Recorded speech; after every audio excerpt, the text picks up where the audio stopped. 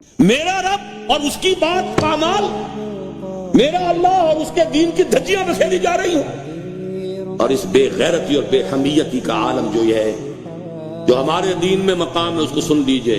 اللہ نے وحی کی حضرت جبرائیل کو علیہ الصلوۃ والسلام، فلاں فلاں بستیوں کو الٹ دو، سدوم اور عمورہ کی بستیوں کی طرح عذاب ہلاکت نازل کر دو۔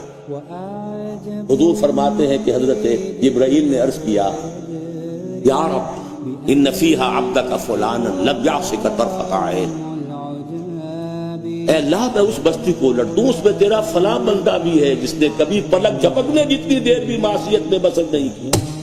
وہ فرماتے ہیں اللہ نے ارشاد فرمایا، اقلبھا علیہ وعلیہم، الٹو اس بستی کو، پہلے اس بدبخت پر پھر دوسروں پر۔ فإن وجہہ لم یتمعر فی ساعۃ قط، اس لیے کہ اس کے چہرے کا رنگ کبھی میری غیرت اور حمیت کی وجہ سے متغیر نہیں ہوا۔